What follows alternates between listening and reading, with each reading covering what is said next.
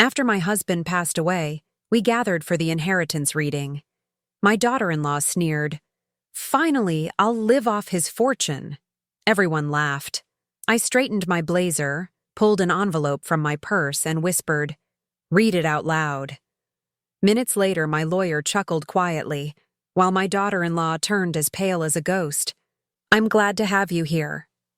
Follow my story until the end and comment the city you're watching from, so I can see how far my story has reached." I adjusted my black blazer one more time as I sat in the mahogany-paneled conference room, the scent of leather and old books filling my nostrils. 2 weeks had passed since William's funeral, and here I was, surrounded by people who had barely acknowledged my existence during his final years. The irony wasn't lost on me. My daughter-in-law, Nola, sat across from me, her perfectly manicured nails drumming against the polished table. At 38, she had the kind of calculated beauty that came from expensive treatments and a complete lack of genuine warmth. Her blonde hair was pulled back in a sleek bun, and she wore a black dress that probably cost more than most people's monthly rent. But it was her eyes that bothered me most. Cold blue stones that never quite looked at you, but rather through you, as if calculating your worth. My son Blaine sat beside her, his shoulders slumped in a way that made him look older than his 42 years. He'd inherited his father's kind eyes, but they seemed dimmed now, constantly seeking Nola's approval before he spoke or even moved. It broke my heart to see what he'd become under her influence. The lawyer, Mr. Henderson, cleared his throat and began shuffling through the documents. He'd been William's attorney for over 20 years, and I could see the sadness in his weathered face. He'd genuinely cared for my husband, unlike some others in this room. "Thank you all for coming," Mr. Henderson began, his voice formal but gentle. "We're here today to read the last will and testament of William Edward Morrison, who passed on the 15th of November. Nola leaned forward, her lips curving into what she probably thought was an appropriate expression of grief, but I could see the excitement dancing in her eyes. She'd been waiting for this moment for years. "Before we begin," Mr. Henderson continued, "I want to express my condolences to the family. William was a good man, and his loss is deeply felt." Yes, Nola interrupted, waving her hand dismissively. "Can we please get to the important part? I mean, we all know why we're here." Blaine shifted uncomfortably beside her. "Nola, please, show some respect." She shot him a look that could freeze water. "Respect? Blaine, your father is gone. What he wanted was for us to be taken care of. Finally, we can live the life we deserve, the life his fortune can provide." The words hit me like a physical blow, but I kept my expression neutral. I'd learned to school my features over the years, to hide the pain that Nola's casual cruelty caused. But inside, I was screaming. This woman had systematically poisoned my relationship with my son, turned my grandchildren against me, and now she was practically celebrating my husband's death. Mr. Henderson's jaw tightened almost imperceptibly. "Mrs. Morrison, perhaps we could proceed with dignity." Nola laughed, a sound like breaking glass. "Dignity? That's rich coming from someone who's about to make me a very wealthy woman." She glanced around the room, her gaze finally landing on me. "Finally, I'll be able to live off his fortune. No more pretending to care about family dinners or listening to endless stories about the good old days."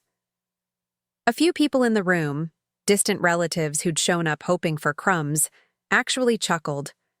The sound made my stomach turn.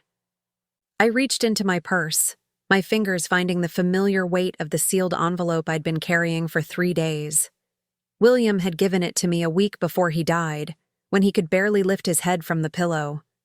"Myrtle," he'd whispered, his voice barely audible. "When they read the will, when she shows her true colors, give this to Henderson. Promise me." I'd promised, not knowing what the envelope contained, but trusting my husband of 43 years completely. Now, as Nola continued her disgusting display, I knew the time was coming. "The distribution of assets," Mr. Henderson read, "begins with the primary residence at 15 Oakwood Drive, valued at approximately $1,200,000. Nola's eyes lit up like a child's on Christmas morning. Finally? She breathed. But I noticed something in Mr. Henderson's expression, a carefully controlled tension, as if he were waiting for something. His eyes met mine briefly, and I saw a question there. Not yet, I thought. Let her show everyone exactly who she is. The house, Mr. Henderson continued, along with all furnishings and personal effects therein, is to be divided equally between Blaine Morrison and his mother, Myrtle Morrison. Nola's smile faltered slightly. Divided? What does that mean exactly? It means, Mr.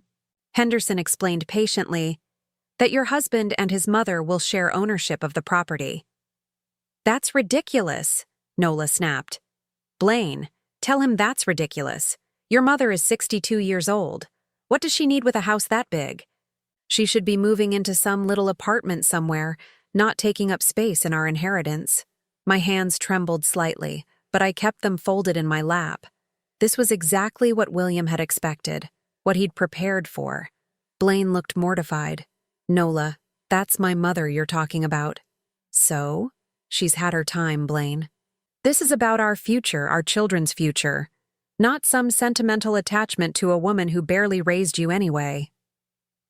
The room fell silent. Even the distant relatives looked uncomfortable now. I stood up slowly, my legs steadier than I'd expected them to be. I walked around the table to where Mr. Henderson sat and placed the envelope in front of him. Read this aloud, please, I said quietly. Mr. Henderson looked at the envelope, then at me. I could see recognition dawning in his eyes. William had told him about this, had prepared him. He carefully opened the envelope and unfolded the document inside. As his eyes scanned the page, a slow smile spread across his face. The first genuine smile I'd seen from him all day. Ladies and gentlemen, he announced, I have here a codicil to Mr. Morrison's will, properly witnessed and notarized, dated just 1 week before his passing. Nola went very still. A what? A codicil, an addition to the will that modifies certain provisions. The room was so quiet I could hear my own heartbeat. Mr. Henderson cleared his throat and began to read, but I could see him fighting back laughter. Whatever William had written in that envelope, whatever surprise he'd prepared, it was about to change everything. And from the way Nola's face was slowly draining of all color, I had a feeling it was going to be everything I'd dreamed of and more. As Mr. Henderson prepared to read the codicil, my mind drifted back to how we'd gotten to this moment. The years of subtle manipulation, the gradual erosion of my relationship with Blaine, and the systematic way Nola had carved me out of my own family's life. It started slowly, as these things always do. When Blaine first brought Nola home 15 years ago, she'd been charming, sweet even. She'd complimented my cooking, asked about my garden, and seemed genuinely interested in family stories. I should have seen through it then, but I was so happy that my son had found someone who made him smile. The first red flag came during their engagement party. I'd offered to help plan it, wanting to be involved in this important milestone. Nola had smiled and said, "Oh, Mrs. Morrison, that's so sweet, but I really think this should be about Blaine and me, don't you? Something intimate, just our style. Our style, as if I wasn't part of the family anymore. But Blaine had been so happy, so I'd stepped back. I told myself it was natural for a young woman to want to establish her own traditions. William had gently reminded me that we'd done the same thing when we were young, wanting independence from our parents. The wedding was beautiful, I'll give her that. Nola looked stunning in her $15,000 dress, every detail perfect. But somehow, every suggestion I'd made had been quietly dismissed.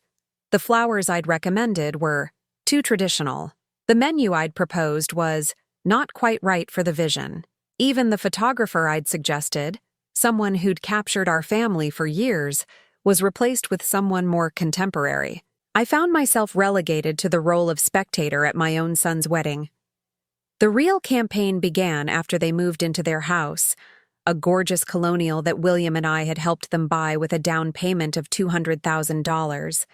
Suddenly, our weekly family dinners became monthly, then sporadic. When I'd call to invite them over, Nola would answer with barely concealed irritation. "Oh, Myrtle, we're just so busy with work and settling into the house. Maybe next month?" Next month never came. When my first grandchild, Emma, was born, I was over the moon. I'd knitted blankets, bought toys, and prepared the spare room for babysitting duties. But somehow, I was always the last to know about important moments. I'd find out through Blaine's casual mentions that Emma had taken her first steps, said her first word, or lost her first tooth. "Why didn't you call me?" I'd ask, trying to keep the hurt out of my voice. "We did call," Nola would say sweetly. "You must have been out." We left a message. But I was never out. I worked part-time at the library, and I was always home by 4 o'clock. There were no messages. The second grandchild, little James, came 3 years later. By then, I'd learned not to expect invitations to birthday parties or school events. I'd drive by their house sometimes, seeing cars in the driveway during what I later learned were family gatherings I wasn't invited to. William tried to intervene, bless his heart. He'd take Blaine aside during the rare occasions we saw them and ask direct questions. "Son, why don't you bring the kids over more often? Your mother misses them." Blaine would look uncomfortable, glancing toward wherever Nola was standing. "We will, Dad. It's just been busy, you know how it is." But I could see the change in my son. The man who used to call me every Sunday, who'd drop by unannounced just to chat, had become distant, formal. When he did visit, he seemed anxious, checking his phone constantly, cutting conversations short. The breaking point came during Emma's 8th birthday party. I'd asked Blaine if I could attend, and he'd promised to check with Nola. When he called back, his voice was strained. "Mom, Nola thinks it might be better if it's just close family this year. You understand, right?" Close family. I was close family. I was the child's grandmother. "Blaine, what's happening to us?" I'd asked, my voice breaking despite my efforts to stay strong. "I feel like I'm losing you." There was a long pause. When he spoke again, his voice was barely a whisper. "Mom," Nola says. "She says you don't really connect with the kids, that you make them uncomfortable with all your old-fashioned ideas and stories. She thinks it's better if we give them some space to be themselves." Old-fashioned ideas, making them uncomfortable. These were my grandchildren, children I'd loved from the moment they were born. That night, I'd cried myself to sleep while William held me, his own heart breaking as he watched what Nola was doing to our family. "She's isolating him," he'd said quietly. "Classic manipulation. Make him choose between his wife and his mother, and make it seem like the choice is obvious." Over the following years, the isolation became complete. Christmas mornings without grandchildren's laughter. Mother's Days spent alone, while Nola posted pictures on social media of elaborate brunches with her own mother, captioned, "The best mother-in-law a girl could ask for." I'd watch from the sidelines as Nola documented their perfect family life online. Beach vacations I wasn't invited to, birthday celebrations I wasn't told about, school plays I didn't know were happening. Each post was like a knife to my heart, a reminder of everything I'd lost. The children grew up thinking I was this distant, uninvolved grandmother who didn't care about them. On the rare occasions I did see them, they were polite but cool, clearly having absorbed whatever story they'd been told about why Grandma Myrtle wasn't around much. William saw it all. He documented it too, in his quiet way. I'd find him writing in his study sometimes, making notes about phone calls that were ignored, invitations that were declined, events we learned about after the fact. "What are you writing, dear?" I'd ask, just keeping track. He'd say grimly, "Someday, someone needs to know the truth." The final blow came last year, during William's 70th birthday. I'd planned a small family dinner, nothing elaborate, just us and Blaine's family. Nola had agreed to come, but when they arrived, she spent the entire evening on her phone, making pointed comments about how stuffy our house was and how the children were clearly bored. When it was time to cut the cake, she'd announced loudly, "Well, this has been lovely, but the kids have school tomorrow. We really should go." William had barely blown out his candles. As they were leaving, I heard Nola whisper to Emma, "Poor Grandpa. He doesn't realize how exhausting these family things are. When I'm his age, I hope someone has the sense to keep me entertained instead of forcing people to sit through boring old stories." That was the moment William decided enough was enough. Now, sitting in this conference room, watching Mr. Henderson prepare to read William's final surprise, I felt a mixture of grief and anticipation. My husband had spent the last months of his life carefully, methodically preparing for this moment.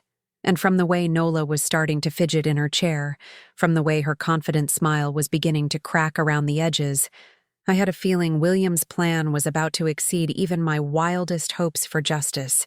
Mr. Henderson adjusted his reading glasses and looked directly at Nola before beginning to read from the codicil. The silence in the room was so complete I could hear the grandfather clock in the corner ticking away the seconds.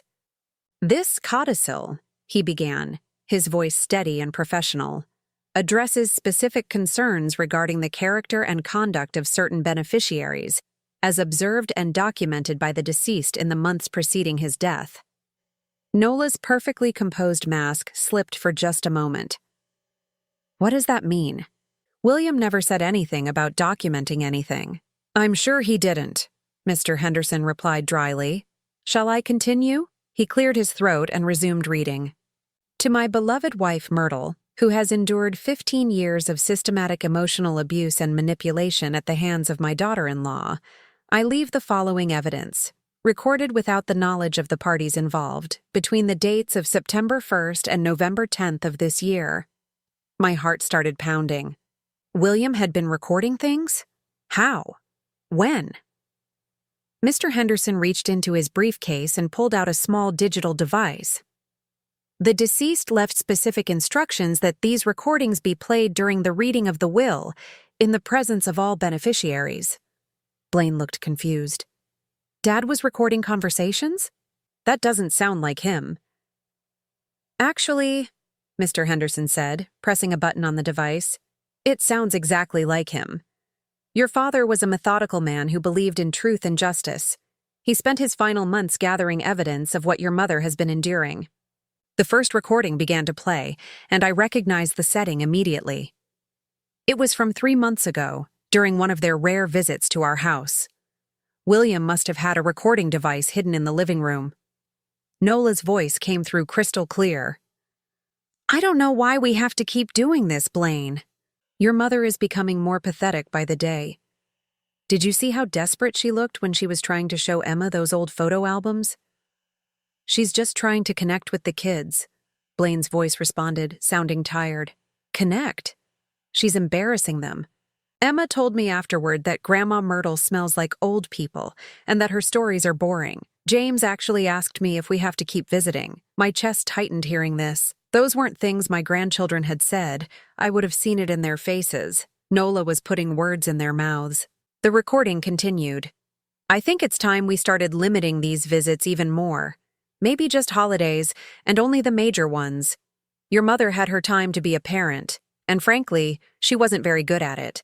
Now it's time for her to step back and let the real family take over." The real family. The words hit me like a slap. Blaine's voice came through the speakers, weaker now. "Nola, that's harsh. She raised me, and she did a good job." "Did she, though?" "Blaine, look at yourself honestly. You have trouble making decisions. You defer to authority figures constantly, and you have no real backbone when it comes to standing up for yourself. Those are the signs of a child who wasn't properly guided." I watched my son's face as he heard his wife's assessment of him, saw the color drain from his cheeks. This was how she spoke about him when he wasn't around to defend himself. "Your mother," Nola's recorded voice continued, "is one of those clingy, needy women who can't let go of their children. She sees our success, our beautiful home, our happy marriage, and she wants to insert herself into it because her own life is so empty and pathetic." Mr. Henderson paused the recording. The room was dead silent except for the sound of someone, I think it was one of the distant relatives, shifting uncomfortably in their chair. Nola was staring at the device as if it were a snake about to strike. "This is illegal," she said, her voice higher than usual. "You can't record people without their permission." "Actually, Mr. Henderson replied calmly. In this state, only one party needs to consent to a recording, and since these conversations took place in William's own home, he was well within his legal rights. He pressed play again, and this time the recording was from a different day. I recognized the background noise. It was from the children's back-to-school night 2 months ago, an event I hadn't even known was happening until I overheard Blaine mentioning it to William on the phone. I told the teacher that Grandma Myrtle lives far away and doesn't see the children very often, Nola's voice explained. I said she's getting older and has health problems that make it difficult for her to be involved. The teacher was very understanding. Health problems. I was 62 years old and in perfect health. I walked 3 miles every morning and volunteered at the library 4 days a week. Did you really have to lie? Blaine asked. It's not lying. It's managing the situation. Do you want Emma's teacher asking uncomfortable questions about why your mother never comes to school events? It's easier if everyone just assumes she's not capable. Not capable. This woman had spent years systematically destroying my reputation, making people believe I was some kind of invalid who couldn't participate in my own grandchildren's lives. The recording continued. Besides, it's better for the children this way. They don't need the confusion of having too many authority figures in their lives. They need consistency, and they get that from us. Your mother would just undermine the values we're trying to instill. What values is she undermining exactly? Blaine asked. Oh, Blaine, you know how she is. All that old-fashioned nonsense about family dinner every Sunday, about respecting your elders, about sacrifice and duty. The children need to learn about independence, about putting themselves first, about not being tied down by guilt and obligation. Family dinner every Sunday, respecting elders. These were the old-fashioned values that Nola found so objectionable. These were the things that made me unfit to be around my own grandchildren. Mr. Henderson stopped the recording again and looked around the room. Several people were staring at Nola with undisguised shock. Even the distant relatives who had chuckled at her earlier comments looked uncomfortable. There are 17 more recordings, Mr. Henderson announced. Some from phone conversations, others from visits to your home when Mr. Morrison was installing what he called security equipment, but was actually a sophisticated recording system. Nola shot to her feet. This is outrageous. You can't just spy on people and then use it against them in a will reading. Actually, Mr. Henderson said, his voice taking on a harder edge. I can and I will, because your father-in-law specifically requested it. He wanted everyone in this room to understand exactly who you are and what you've done to this family. He pressed play on a third recording, and this time I heard something that made my blood run cold. It was Nola talking to someone on the phone. A friend, maybe, or her sister.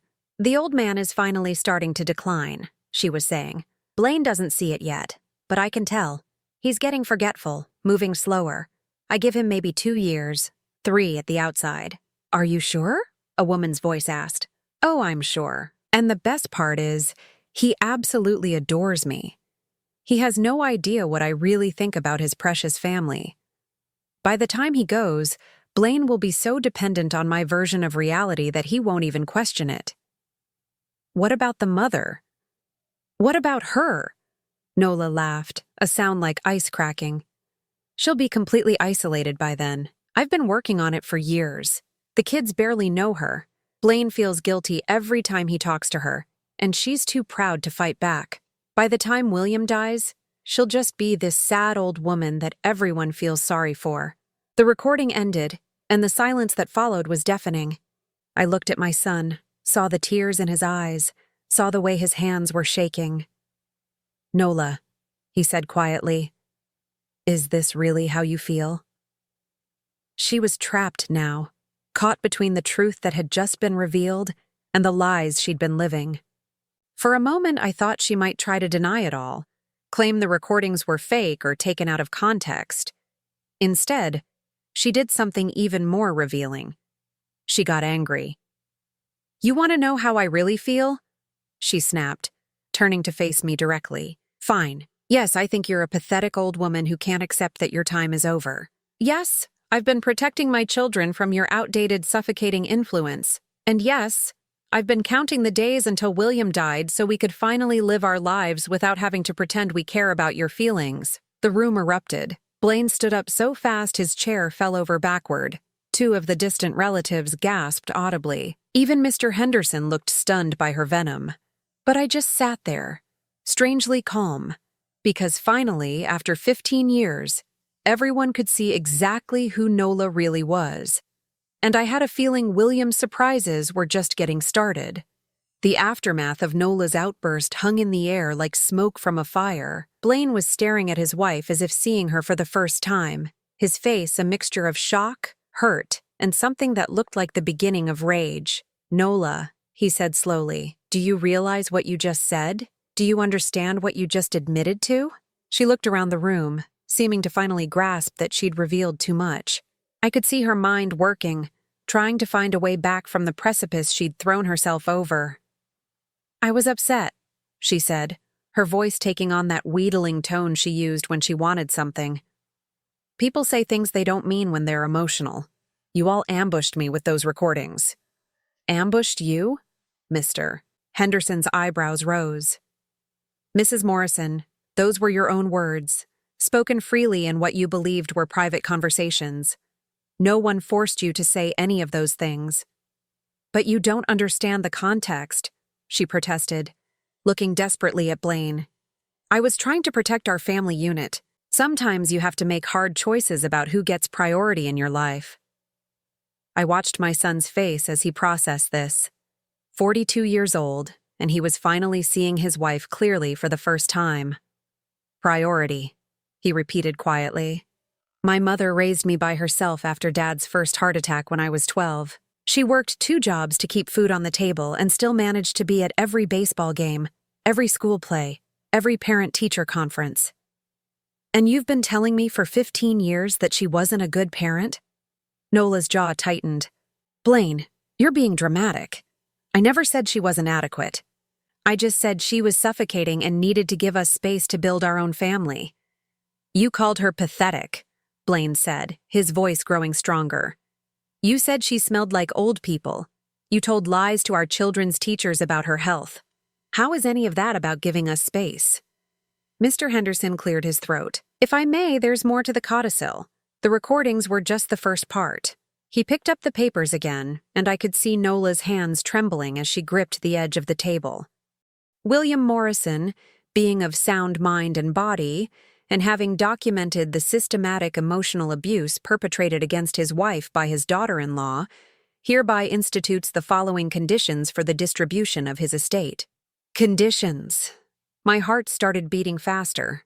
William had put conditions on the inheritance. "First," Mr. Henderson continued, "the house at 15 Oakwood Drive, previously designated to be shared between Blaine Morrison and Myrtle Morrison, shall now be transferred in its entirety to Myrtle Morrison, with the provision that she may allow other family members to visit at her discretion." Nola went white. "What? That's impossible. Blaine is the son. He should inherit the house. Second," Mr. Henderson read on, ignoring her protest, "the investment portfolio valued at approximately $800,000, previously designated for Blaine Morrison, shall be placed in trust for Emma Morrison and James Morrison, to be administered by their grandmother, Myrtle Morrison, until they reach the age of 25. "You can't do this!" Nola shrieked, jumping to her feet. "That money belongs to us. We're his immediate family. Third," Mr. Henderson's voice grew stern, "Nola Morrison shall receive an inheritance of exactly $1, along with an itemized bill for the emotional distress caused to the deceased's wife over the past 15 years. The room fell silent, except for Nola's sharp breathing. An itemized bill. Even in death, William was making a point. "However," Mr. Henderson continued, and I noticed a slight smile playing at the corners of his mouth, "Mrs. Nola Morrison may earn additional inheritance through the completion of specific tasks designed to demonstrate genuine remorse and character growth." Tasks. William had given her tasks to complete if she wanted any of his money. "What kind of tasks?" Blaine asked, his voice barely above a whisper. Mr. Henderson pulled out another sheet of paper. "Task 1. Mrs. Nola Morrison must personally visit every person she has prevented from having a relationship with Emma and James Morrison over the past 10 years, apologize in writing for her actions, and request their forgiveness. These apologies must be witnessed and notarized. Nola's mouth opened and closed like a fish. That's humiliating. Task 2, Mr. Henderson continued.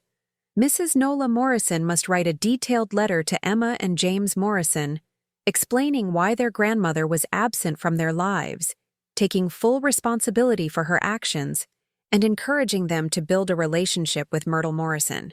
I won't do it, Nola said flatly. This is insane. You can't make me humiliate myself for money that should rightfully be ours anyway.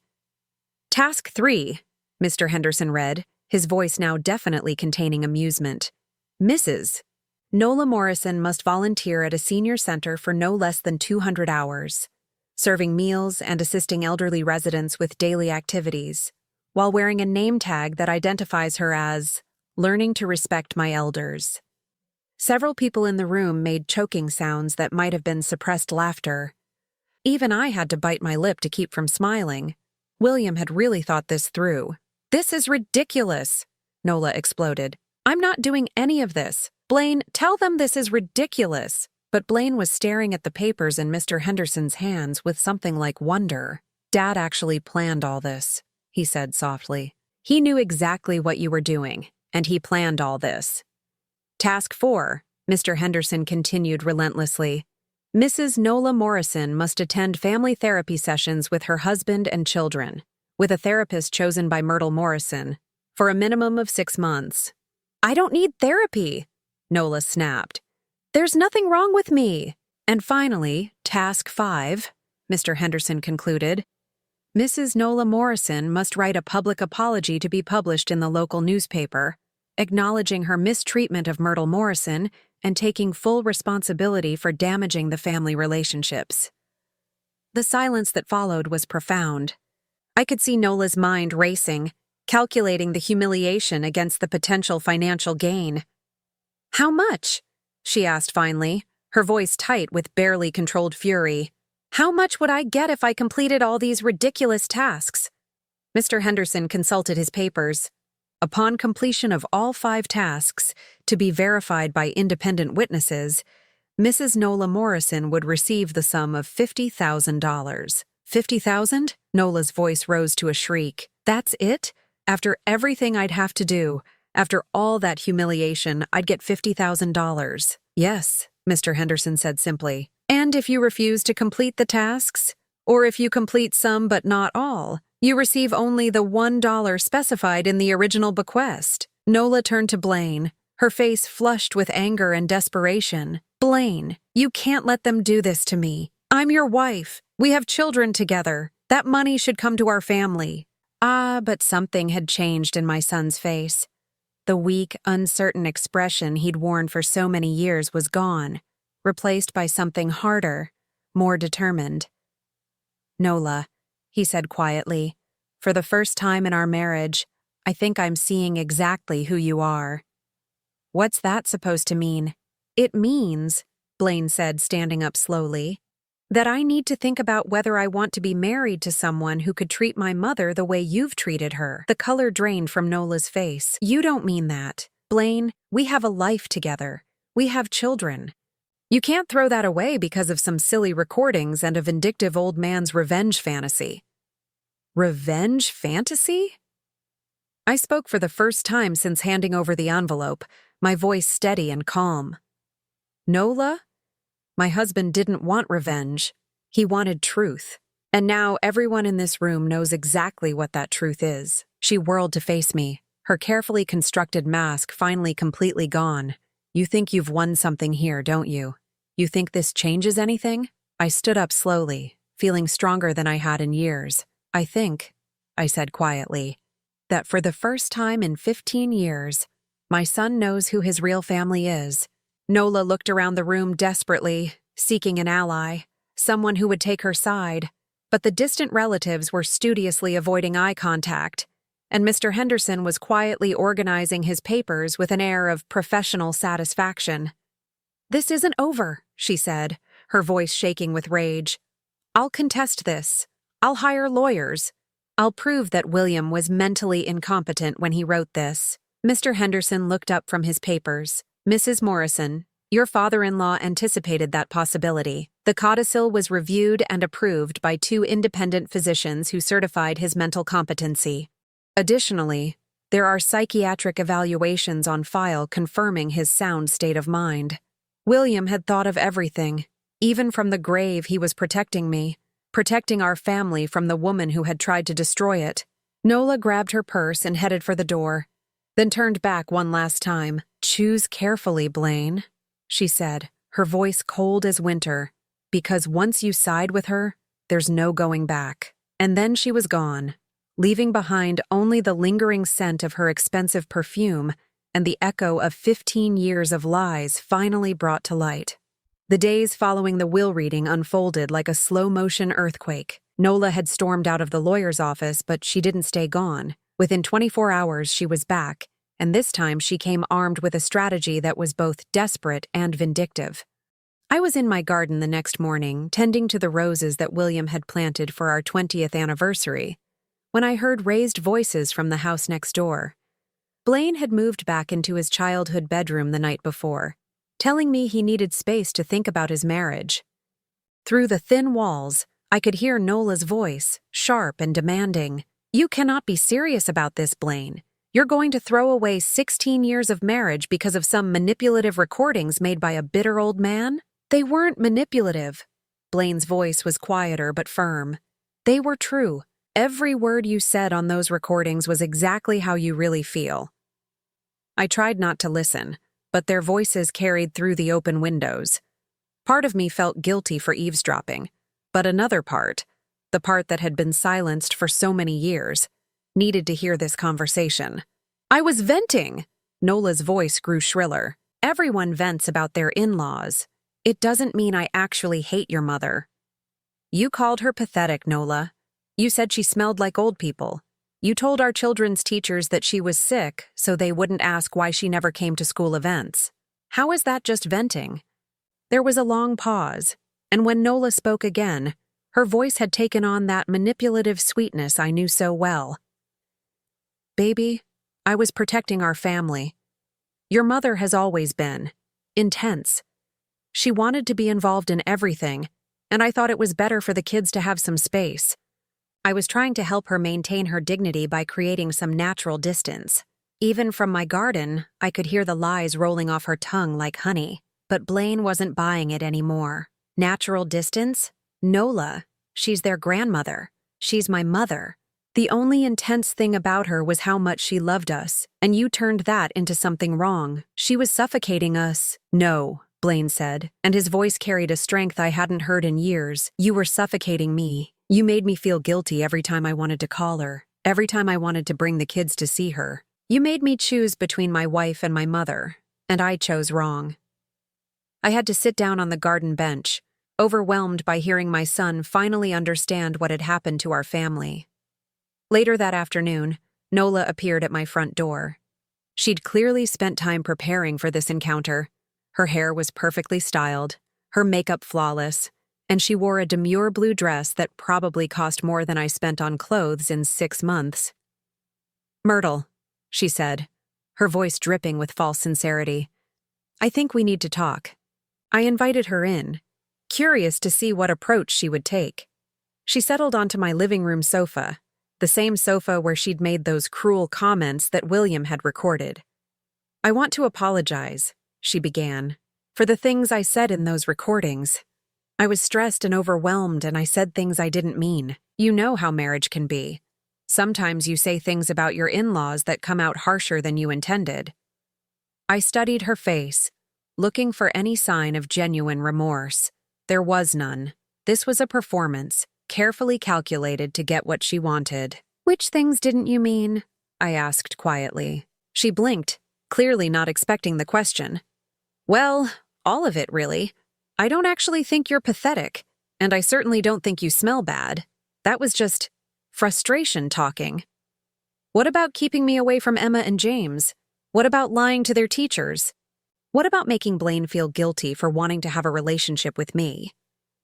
Her mask slipped for just a moment, and I saw a flash of the real Nola underneath. I think there were misunderstandings on both sides, she said carefully. Maybe we could start fresh, put the past behind us and focus on being a family. And William's conditions? The tasks he set for you? Her jaw tightened almost imperceptibly. Those tasks are designed to humiliate me, Myrtle. Surely you can see that. Making me volunteer at a senior center with a degrading name tag? Forcing me to write public apologies? That's not about making amends. That's about revenge. I leaned back in my chair, feeling a calmness I hadn't experienced in years. Nola, do you want to know what I think? She nodded eagerly, probably expecting me to agree with her. I think William designed those tasks perfectly. Each one addresses exactly the kind of cruelty you've shown. You've disrespected elderly people, including me, so you need to learn to serve them. You've damaged relationships through lies, so you need to repair them with truth. You've avoided accountability, so you need to take public responsibility. Her face flushed. So you're not going to help me? You're going to let him destroy our family from beyond the grave? Our family? I repeated. Nola, you destroyed our family 15 years ago. William just made sure everyone could finally see it. She stood up abruptly, her composure cracking. Fine, but don't think this is over. I know Blaine, and I know our children. They need stability, and I can provide that in ways you never could. This little victory of yours won't last. After she left, I called Blaine. He came over within minutes, looking haggard and older than his 42 years. She tried to convince you to intercede for her, didn't she? He asked, settling into William's old recliner. She did. She seems to think the tasks your father set are unreasonable. Blaine was quiet for a long moment, staring at his hands. Mom, I need to ask you something, and I need you to be completely honest with me. Of course, those recordings, was that really how she talked about you all the time? I considered my answer carefully. Blaine, what you heard in those recordings was actually mild compared to some of the things she said directly to me over the years. Your father only recorded a few conversations. There were hundreds of others. His face crumpled. God, Mom, I'm so sorry. How did I not see it? How did I let this happen? You loved your wife and wanted to trust her. That's not a character flaw, sweetheart. It's human nature. But I should have seen how she was treating you. I should have stood up for you. I reached over and took his hand. You were in an impossible situation. Nola is very skilled at manipulation. She made you feel like you had to choose, and she made it seem like choosing her was the only reasonable option. What do I do now? He asked, his voice breaking. I have 2 children who think you don't care about them. I have a wife who's not the person I thought she was. I have a marriage that might be over. How do I fix any of this? One step at a time, I said. First, tell me about Emma and James. What do they really think about me? Blaine was quiet for a long moment. I don't think they think about you much at all, he admitted. Nola's been so successful at keeping you at a distance that you're almost like a stranger to them. They know you exist, but they don't really know who you are. It hurt to hear, but it wasn't surprising. Would you be willing to bring them over sometime? Without Nola? Just so they could get to know their grandmother? I'd like that, he said. But Mom, you should know. Nola's not going to make this easy. She's already talking about taking the kids and moving back to her mother's house in Portland. My heart sank. Can she do that? Legally? Probably not without my consent, but she can make my life hell trying. Over the next week, I watched Nola's desperation escalate. She showed up at Blaine's office, causing such a scene that security had to escort her out. She called my house at all hours, sometimes crying, sometimes screaming, sometimes trying to negotiate. I'll do one of the tasks, she offered during one particularly pathetic phone call, the volunteer work. I'll do the volunteer work, but not with that ridiculous name tag. That's not how it works, I told her calmly. William was very specific.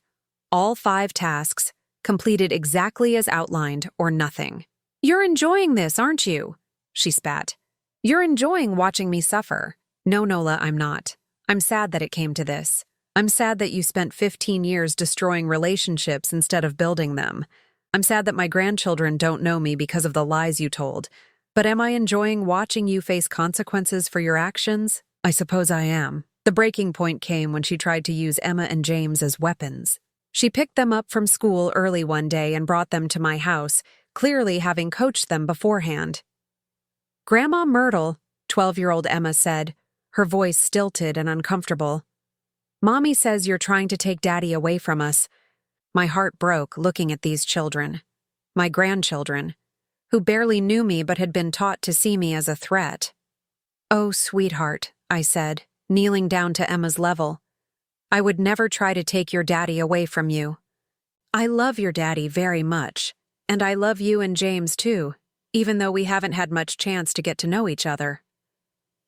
9-year-old James hung back behind his sister, clearly unsure about this woman he'd been told was his grandmother. Mommy says you don't like her, Emma continued, obviously reciting a script. She says you're trying to punish her because Daddy inherited money. I looked up at Nola, who was standing in my doorway with a triumphant smile. She thought she'd found the perfect weapon, children who would make me feel guilty enough to back down. But she'd miscalculated. These children deserved the truth, age-appropriate truth, but truth nonetheless. Emma James, I said gently, your mommy and I have had some disagreements about family. Sometimes adults don't get along perfectly, and that's okay. But what's not okay is when those disagreements keep families apart. I've missed so much of your lives, and I hope we can start spending more time together. Will you make Mommy and Daddy stop fighting? James asked, speaking for the first time. Before I could answer, Blaine's voice came from behind Nola. What are you doing here? I'm helping the children understand what's happening to their family, Nola said defensively. By using them as messengers? By coaching them to say things that make Mom feel guilty? Blaine stepped into the house, his face dark with anger. Nola, this is exactly the kind of manipulation Dad was talking about. I'm protecting our children. No, Blaine said firmly. You're traumatizing them. Emma James, go wait in the car. Mommy and I need to talk. After the children left, Blaine turned to face his wife. This ends now. You don't get to use our kids as weapons in whatever game you think you're playing. Game? Nola's voice rose to a shriek. This isn't a game, Blaine. This is my life, our life, being destroyed by your vindictive dead father and your pathetic mother. The mask was completely off now. Even I was shocked by the venom in her voice. Pack your things, Blaine said quietly. I want you out of the house by tonight. You can't kick me out?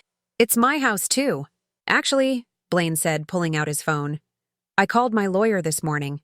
Since the house is in my name only, and since you've just threatened my mother in front of witnesses, I absolutely can ask you to leave. Nola stared at him for a long moment, and I could see her realizing that she'd finally pushed too far. The tears that came then weren't manipulative. They were real, born of the understanding that she'd lost everything. But even in defeat, she couldn't resist one final cruel blow. You'll regret this, she said, looking directly at me. Both of you. Those children will hate you for breaking up their family. They'll never forgive you for destroying their mother. After she left, Blaine and I sat in my living room, both of us emotionally drained. Did I do the right thing? He asked. I thought about Emma and James, about the confusion and pain they were feeling, about the long road ahead to heal the damage that had been done. You did the only thing you could do, I said.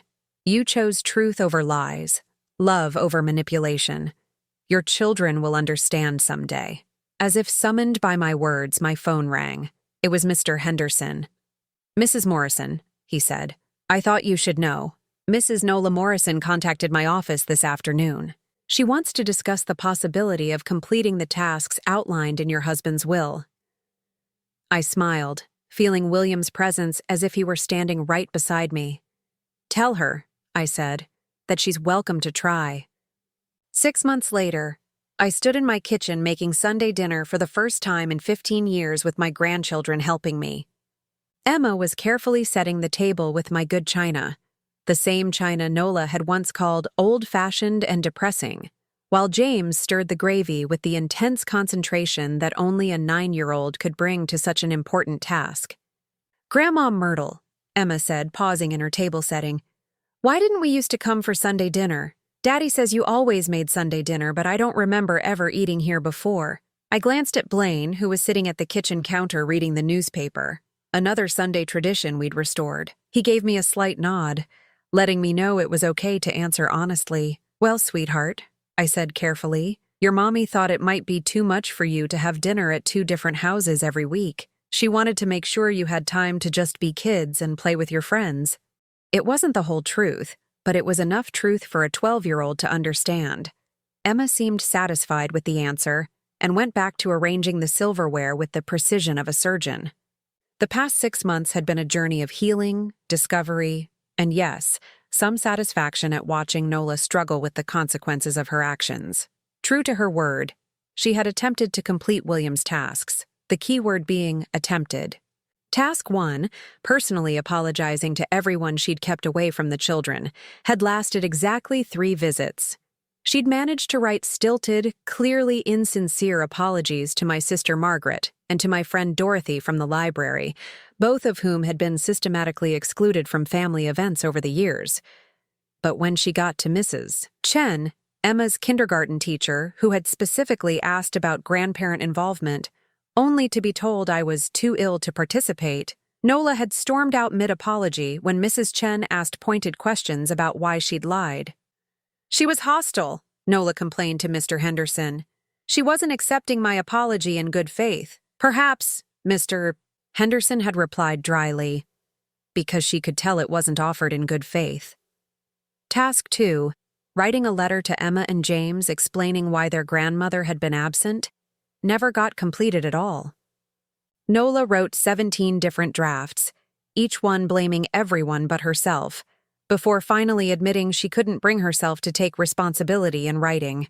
"I'm not going to traumatize my children by telling them their mother is a terrible person," she'd told Blaine during one of their increasingly rare conversations. "Nobody asked you to call yourself a terrible person," Blaine had replied.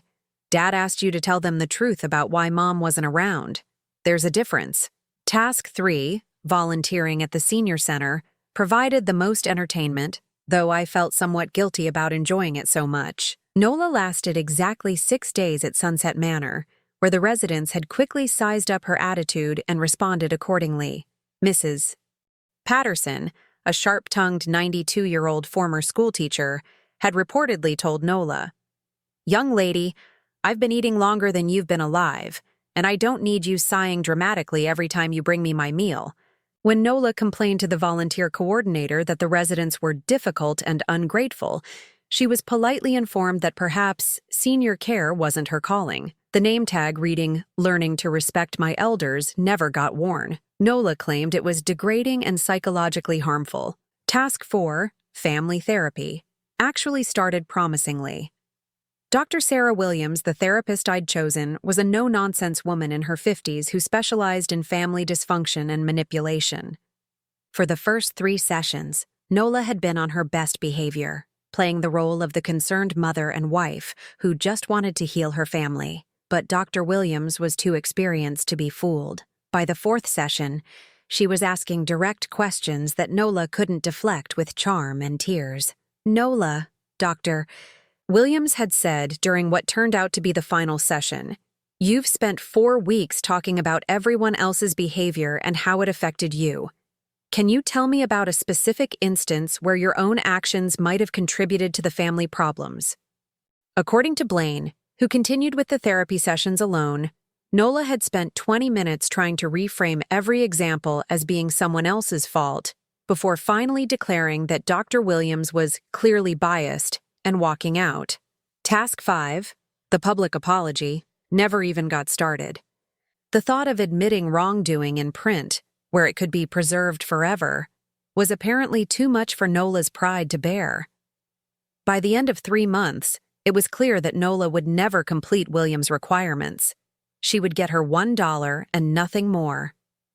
But the real victory wasn't in Nola's failure. It was in what grew from the space her absence created. Blaine had filed for divorce in February. The proceedings were swift and relatively amicable, mainly because Nola was so focused on trying to claim William's inheritance that she didn't fight hard enough for custody or support. She got her 50-50 custody arrangement, but the children spent most of their weekends and school holidays with Blaine, which meant they spent them with me too. "Grandma," James said now, pulling me back to the present. "The gravy's getting thick. Is that good or bad?" I checked his handiwork and smiled. "That's perfect, sweetheart. Just like your grandfather used to make it." Emma looked up from her place setting. "Daddy says Grandpa left us money for college." "He did," I confirmed. "He wanted to make sure you and James could study whatever you wanted without worrying about how to pay for it." "Mommy says you're controlling the money to control us," Emma said matter-of-factly, and I marveled at how children could deliver such loaded statements with complete innocence. Blaine looked up from his newspaper, his face darkening. "Emma, that's not true, and it's not appropriate for your mother to say things like that to you." "I know," Emma said, surprising us both. "Mrs. Chen told me that Mommy used to lie about why you didn't come to school things, Grandma. And Mrs. Patterson at Mommy's volunteer place said Mommy was rude to old people. I'm not stupid." At 12, Emma was indeed not stupid. She was also not as easily manipulated as her mother seemed to think.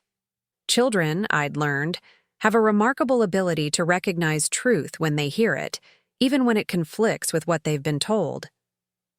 "Your mom loves you very much," I said carefully. "And she's going through a difficult time right now.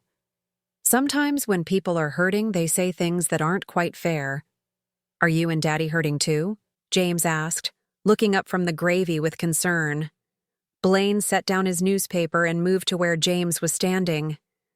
"We were hurting, buddy.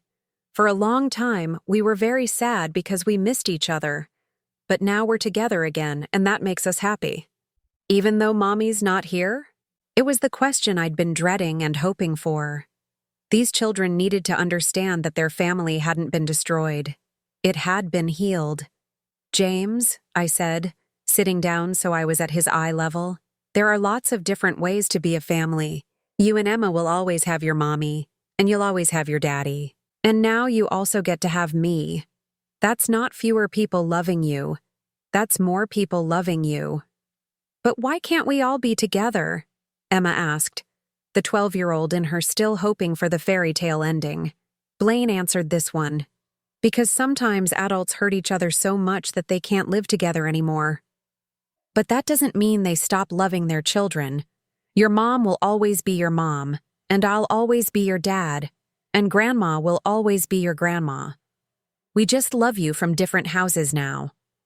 After dinner, we settled into the living room for our new Sunday tradition, looking through photo albums. I'd spent the past months organizing decades of pictures that documented Emma and James's lives from a distance. Pictures I'd taken at school events Nola didn't know I attended, photos from birthdays I'd watched from across the street, Christmas mornings I'd experienced only through the gifts I'd sent that were politely acknowledged but never mentioned. "Look," Emma said, pointing to a picture of herself at age 5, missing her front teeth and grinning at the camera. "You were at my kindergarten graduation. I remember that day." "I was there," I confirmed. "I was in the back, but I was there." "Why didn't you come sit with us?" James asked. Blaine and I exchanged a look.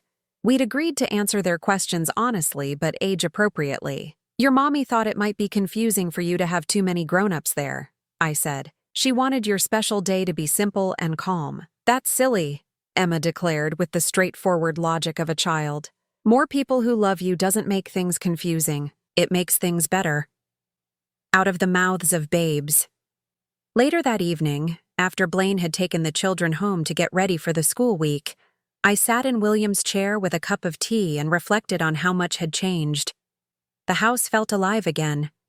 Where once it had been a museum of my loneliness, it was now a home filled with laughter, arguments over homework, and the comfortable chaos of family life. The guest room that I'd sadly converted from a nursery back to storage was now properly equipped for grandchildren again, with bunk beds and toy boxes and glow-in-the-dark stars on the ceiling. My relationship with Blaine had healed in ways I'd hardly dared to hope for. The guilt he'd carried for years, guilt that Nola had carefully cultivated, was finally lifting. He was remembering who he'd been before her influence, rediscovering his own judgment and his own worth. And Emma and James, my precious grandchildren who'd been strangers 6 months ago, were becoming the lights of my life. Emma with her sharp intelligence and protective instincts, James with his gentle heart and gift for finding joy in simple things. They were healing too, learning that love didn't have to come with conditions or manipulation. The phone rang, interrupting my peaceful reflections. It was Mr. Henderson. "Mrs. Morrison," he said, "I have some news. Mrs. Nola Morrison has formally declined to complete any further tasks outlined in your husband's will.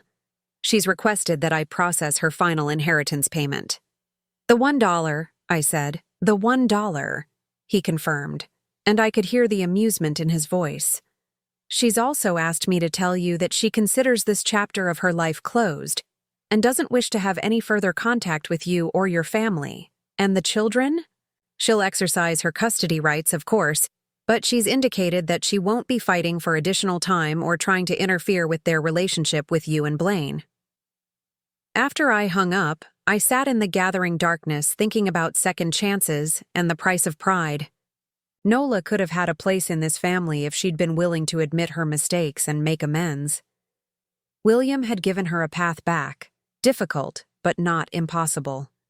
Her refusal to take it said everything about who she truly was, but her loss was our gain.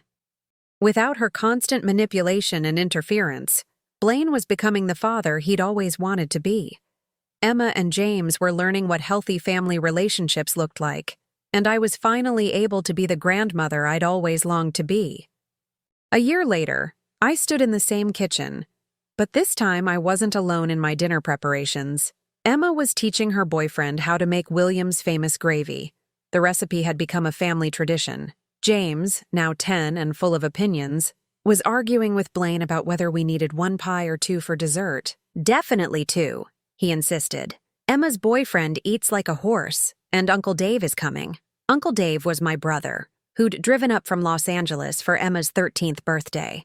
Another relationship that Nola had tried to damage with lies and manipulation, but which had been beautifully restored. The house was full of voices, laughter, and the comfortable chaos of a family that had found its way back to itself. In the dining room, I could see the portrait William had commissioned for our 40th anniversary, the one Nola had always hated because it showed the 3 of us as a unit, a family that existed before she came along. The will reading felt like a lifetime ago, though it had been only 18 months. The woman who had sat in that lawyer's office, humiliated and isolated, seemed like a stranger to me now. That woman had been so focused on surviving each day that she'd forgotten how to hope for better ones. As I watched my family, my real family, the people who loved me not for what I could provide but for who I was, I felt William's presence as strongly as if he were standing beside me. He'd kept his promise. He'd made sure that truth won over lies, that love conquered manipulation, and that family meant something more than just blood and obligation. The inheritance Nola had been so desperate to claim had never really been about money. It had been about respect, about dignity, about the right to love and be loved without conditions.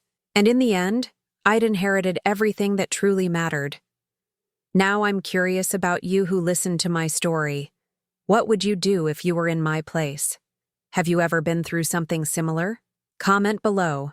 And meanwhile, I'm leaving on the final screen 2 other stories that are channel favorites, and they will definitely surprise you. Thank you for watching until here.